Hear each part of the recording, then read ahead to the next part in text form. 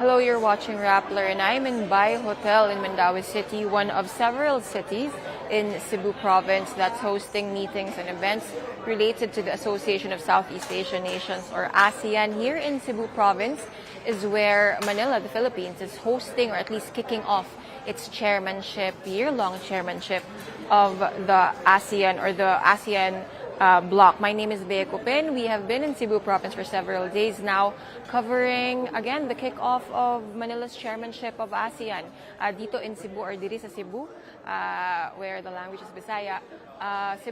Different Cebu cities have been host to several events and meetings, most notably the ASEAN Foreign Ministers Retreat, as well as the ASEAN Tourism Forums. In relation to the first one, a few hours ago, Philippine Secretary of Foreign Affairs Theresa Lazaro briefed the media to talk about what was agreed upon and what was not during the ASEAN Foreign Ministers Retreat that was held just a city away in New Star Resort in Cebu City. So itong AMM, shorthand ng ASEAN Foreign Ministers Meeting or Retreat, it's the first major meeting or high-level meeting under ASEAN with the Philippines as chair.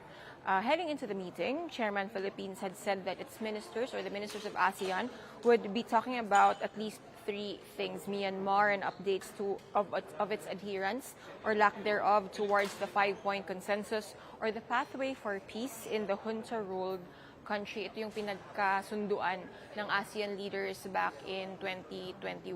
So, malaki din yung emphasis na nilagay dito sa discussions ng Myanmar kasi bukod sa pagiging Foreign Affairs Secretary at chairman or chairperson ng AMM or ASEAN Foreign Ministers Meeting, Secretary Lazaro rin ang special envoy ng ASEAN chair to Myanmar. In fact, before meeting fellow ministers here in Cebu, Lazaro, well, first of all, she flew to Myanmar to meet with the ruling junta. And then later on in Tagaytay City in the Philippines, she hosted various groups and stakeholders in Myanmar. They flew to the Philippines for consultations and dialogue. So, and also, bago nag-retreat or bago nagpulong ng mas formal yung mga foreign ministers ng ASEAN, Secretary Lazaro called for a special meeting to discuss specifically Myanmar and the 5-point consensus. Isa rin sa major issues na pinag-usapan ng foreign ministers yung situation ng border dispute between ASEAN members Cambodia and Thailand, and of course the situation in the South China Sea, specifically ASEAN's commitment to the conclusion of the Code of Conduct for the South China Sea talks. We're going to talk a little more about the COC later, pero just a quick recap of what has happened here and who is here or who was here in Cebu kasi nagsiuwian na yung ibang ministers actually. So 10 foreign ministers flew into Cebu to attend the AMM or the ASEAN Foreign Ministers Retreat, save for Myanmar kasi nga napag-decidean ng ASEAN leaders a few years back in 2021 na hindi pwede magkaroon ng political representation yung ruling junta within ASEAN, but Myanmar is allowed to, and of course does send bureaucrats to represent them in high-level meetings. So, yung meetings tulad ng senior officials meetings, pati na rin yung AMM that was hosted here in Cebu City. So again, this is the first major ASEAN event with the Philippines as chairman of the bloc. Yung AMM, you can think of it as a bridge of sorts between the biggest event in ASEAN, the summits. Yung summit, ito yung leaders level meetings, as in yung mga president at mga prime minister, heads of state or heads of government ng bawat member state ng ASEAN. So, itong AMM in Cebu City bridges the gap between the 48th ASEAN Summit in Kuala Lumpur and the forthcoming 47th meeting in Kuala Lumpur and the forthcoming 48th meeting that will be held here in Cebu in May 2025. So kanina sabi ni Secretary Lazaro, foreign ministers reiterated their strong commitment to upholding regionalism, multilateralism, as well as ASEAN centrality in the evolving regional architecture, and they emphasized the importance of adhering to international law, shared values, and norms. It's a very notable thing to say given the major shifts in geopolitics, not just in Southeast Asia, not just in the Indo-Pacific, but for sure beyond the immediate region where ASEAN belongs to. It's also notable, especially in the context of the United States' actions in recent weeks and months, right? Of it being more blatant in flouting or even not paying attention to international law and international norms. It's also notable to remember that the Philippines is a treaty ally of the United States. Lazaro also said, again talking about Myanmar, na walang consensus among ASEAN or in ASEAN with regard to Myanmar's recently concluded elections. She also pointed out na hindi pa naman tapos yung buong procedure, although tapos na yung 3 rounds of voting. Wala pang conclusion, kumbaga, officially. So, kumbaga, the ASEAN member states and ASEAN as a whole, wala pang napagdesisyonan. If you are not familiar, ASEAN operates on consensus. Ibig sabihin, kung hindi magkasundo lahat ng 11 ang inyong members ng ASEAN, kung hindi magkasundo lahat, absolutely lahat ng 11 member states, hindi magkakaposisyon yung bloc. Of course, the bulk of questions during the press conference earlier were centered on the COC or yung Code of Conduct for the South China Sea. Itong COC na ito, kumbaga ito yung ini-envision na magiging rules ng ASEAN at ng China sa South China Sea. Paano gumalaw ang mga vessels doon, ano ang kalakaran, kumbaga ano yung mga rules na kailangan sundin para makaiwas sa conflict. And most definitely to avoid the escalation of these into, kinetic action, for instance. So, for your context, itong COC, 2002 pa lang ninegotiate na to ng ASEAN at ng China. Noong 2023, napagkasunduan ng foreign ministers of ASEAN that within 3 years, sabi nila, kailangan daw matapos na yung negotiations on the COC. So, 3 years from 2023 is in a few months.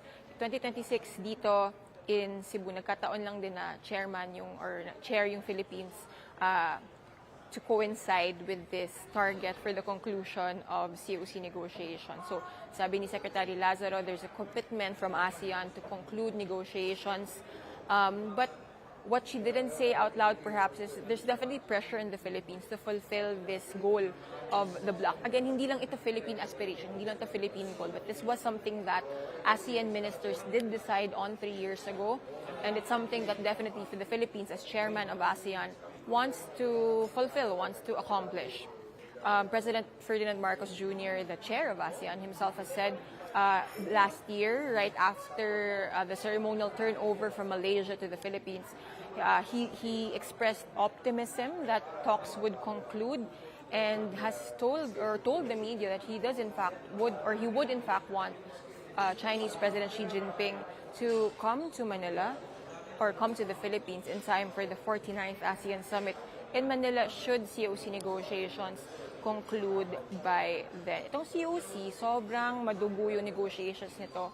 Primarily because, you have 10, bago pumasok yung Timor-Leste, you have 10 countries and China negotiating the broader and the finer details of this text. No? Ngayon, sa lahat ng negosyasyon, may tinatawag silang milestone issues. Kumbaga, ito yung pinaka-contentious, pinaka-dicey na issue na pinag-uusapan in the context of the COC. So, what are these issues?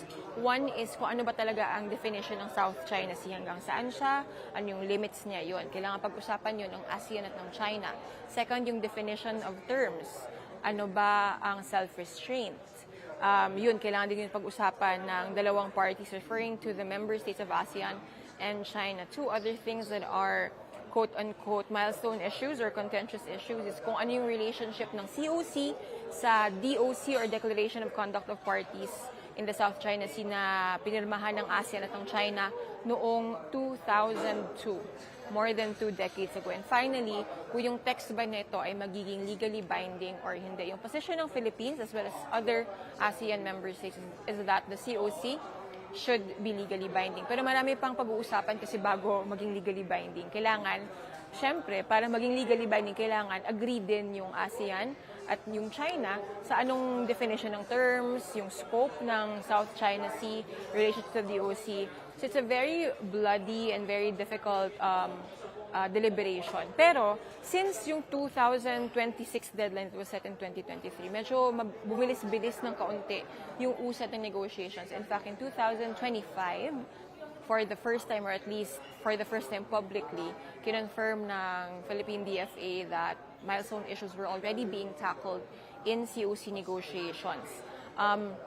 In the specific context of the Philippines as chairperson, ang sinabi ni Lazaro, nag-commit yung, bukod sa commitment ng ASEAN members na yes, we commit to finishing COC talks, merong mas concrete, yung concrete examples nito ay nag-commit daw, hindi lang yung Philippines obviously, but other ASEAN members to hold meetings every month to again hasten the conclusion of the COC.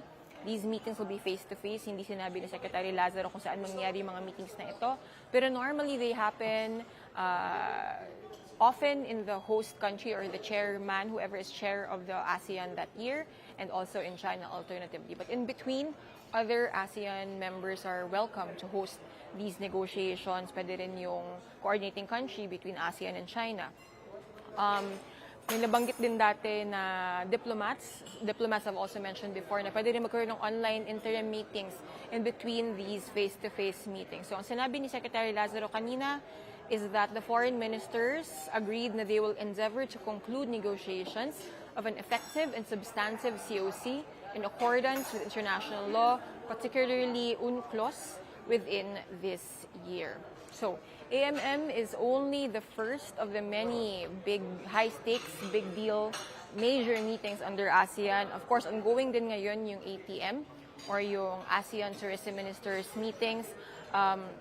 Several meetings have yet to happen bukod sa mismong ASEAN members. Andito din yung dialogue partners ng tourism ministers. So, andito yung ministers ng Japan, China, South Korea, yun yung ASEAN plus 3. Andito rin sa Cebu yung tourism minister ng India to talk to ASEAN in the context of tourism. And of course, like I said, my colleague John Sichon and I mentioned this yesterday. No? Itong nangyayari ngayon, yung AMM at yung ATM at yung TRAVEX, kung anong event happening in the Tri-City area of Metro Cebu, so Cebu City, Lapu-Lapu, and Mandaue. Kumbaga, practice pa lang ito for a bigger meeting coming in May. Practice in terms of, or it lays the foundation for that meeting. Siyempre, yung AMM, kung yung pinag-usapan ng foreign ministers, parang kumbaga that will determine ano din yung magiging discussion, points of discussion ng leaders pagdating nila dito sa Cebu in May 2026. But also, on a practical level, practice na rin ito for local government officials, for police, for security officials, to see how they can secure the prime ministers and the presidents who are flying into Cebu for the 48th ASEAN Summit. Yun pala yung updates, or yun na muna ang updates dito mula sa Mandaue City and the province of Cebu, as again, the Philippines kicks off its chairmanship of ASEAN with major meetings in Cebu City or across the many cities of Cebu province, really. If you want more updates, trivia, information on ASEAN, for the Philippines hosting of ASEAN, regional issues as a whole, you can download the RAPPLER app. For this specific series of meetings in Cebu, there is a live updates page on the RAPPLER website where you can see yung quick updates, also context stories on what exactly is going on and what led to these discussions happening now in Cebu province. Tomorrow, ATM, the ATF, the ASEAN Tourism Forum, is concluding.